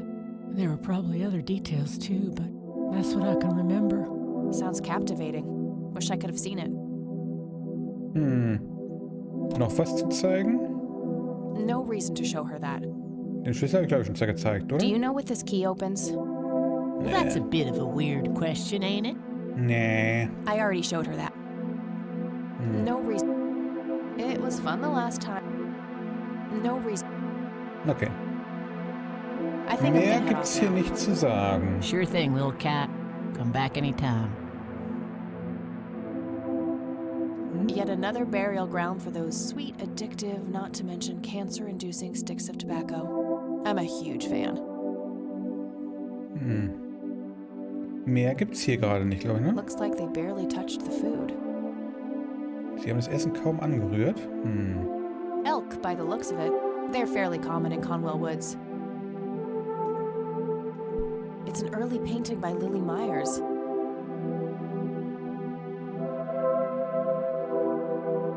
Mehrere Zeichnungen hier. Gelten die als verschiedene tatsächlich? Der rote Mann, Lilly und ich.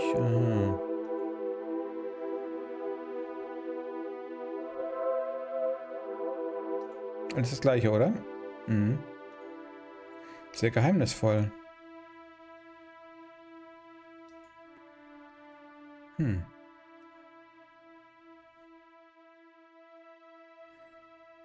Na gut, okay.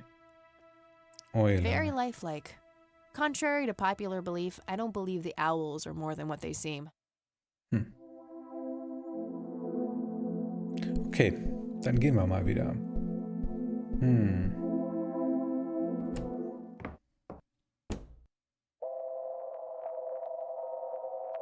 Kann ich irgendwas mit der Möwe kombinieren?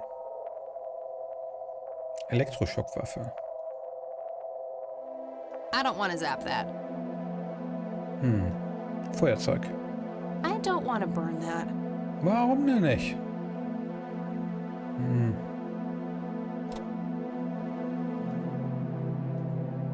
That action doesn't seem productive to me. To me auch nicht. Okay. Losbrausen. Finde ich immer noch witzig. Losbrausen auf dem Mobil.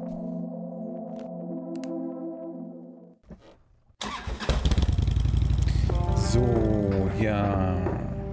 Mit dem Sheriff reden, sagte sie ja, dass es machen wollte. Und der Wade hat gesagt, er ruft an, um das sozusagen möglich zu machen. Hello, Sheriff. Mind if I ask you a few more questions? If you must. Do you know who Jimmy Cochran is? Nope. Do you know anything about the art theft in the Wade estate? Yes, Mr. Wade phoned ahead about that. Lenny!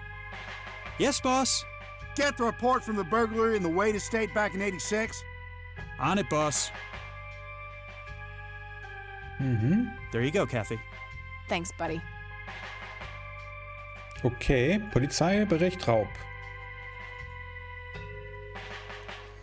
11.03.86, 1:12 Uhr. Der Alarm auf dem Wade-Anwesen wurde ausgelöst. Das Haus steht derzeit leer. Die Polizei wurde von den Nachbarn herbeigerufen. 11.03.86, 2:04 Uhr. Beamte erscheinen am Tatort. Mehrere eingeschlagene Fenster können entdeckt werden. Bei der Durchsuchung des Anwesens und des umgebenden Geländes kann keine Spur der Täter ausfindig gemacht werden. Noch später, nächster Tag. Ein einzelner Zeuge, identifiziert als Franklin Goldfarb, berichtet, dass mehrere Diebe den Tatort verlassen haben. Ich glaube, das ist relativ relevante Information. Der Name. So. Noch einen Tag später oder einen Monat später. Charles Wade kommt in Conwell Springs an, um eine offizielle Stellungnahme abzugeben. Nachdem er das Haus inspiziert hat, berichtet er, dass Gemälde im Wert von über $15.000 gestohlen wurden. Und 2 Wochen später: Die fraglichen Kunstwerke sind noch nicht in Kreisen aufgetaucht, die normalerweise mit gestohlenen Waren in Verbindung gebracht werden. Untersuchung wird eingestellt, da keine weiteren Hinweise aufgetaucht sind. Franklin Goldfarb. I gotta find this Goldfarb guy. Maybe he knows more about the burglary. Vielleicht weil Franklin Goldfarb. Vielleicht findet man ihn ja im Telefonbuch. Hey, Lenny. Hello, Kathy. What's up?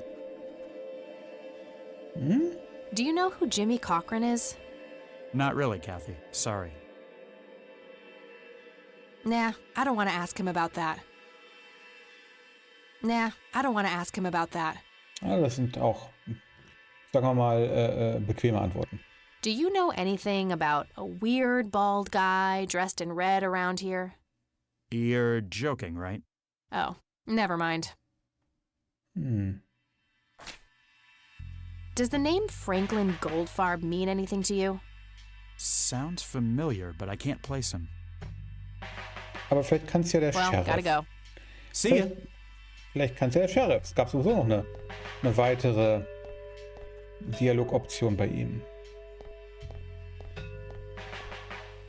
Hello, Sheriff. Mind if I ask you a few more questions? If you must. Do you know anything about a weird bald guy dressed in red around here? What the hell are you talking about? Never mind. Müssen alle nachfragen. Does the name Franklin Goldfarb mean anything to you? Never heard of him. Anything else? Nein.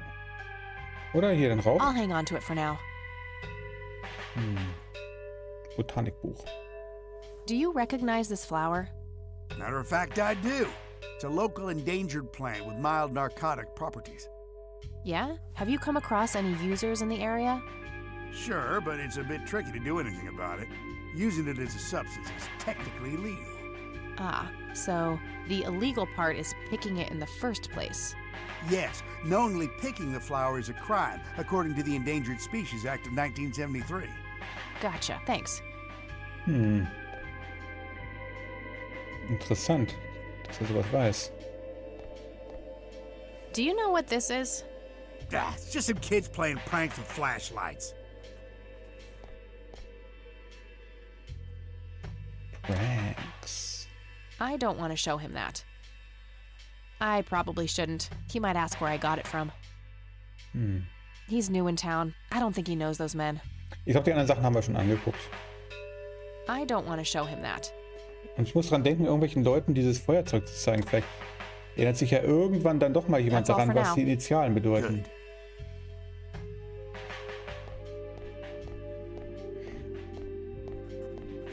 Ich kann nochmal nach hinten gehen. Ich meine, wenn ich kann.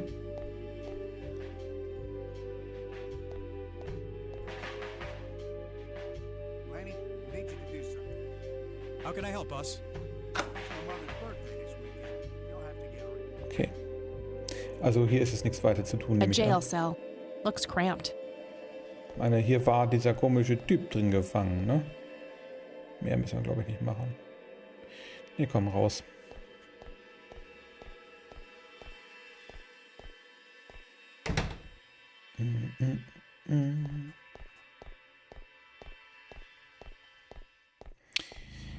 Gut.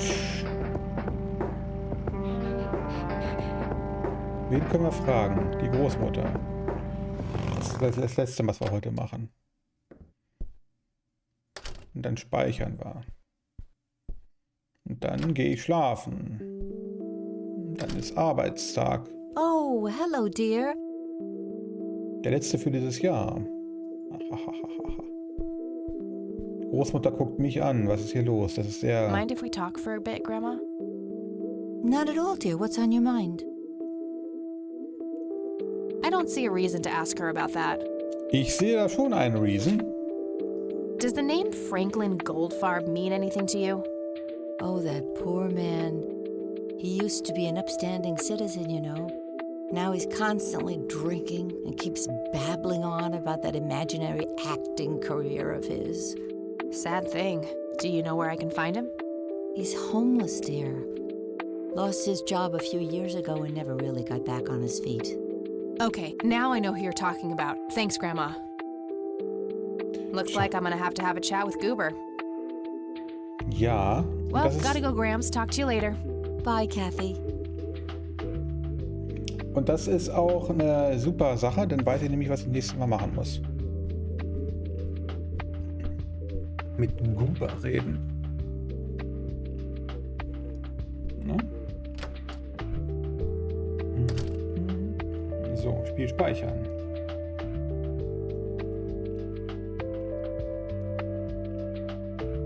Als Hinweis darauf, was ich als nächstes tun muss. Ne? So. Zurück zum Menü. Jawohl. Genügend für heute. Würde ich sagen. Ich beende mal das Spiel. Zack. Und die Aufnahme. Zack.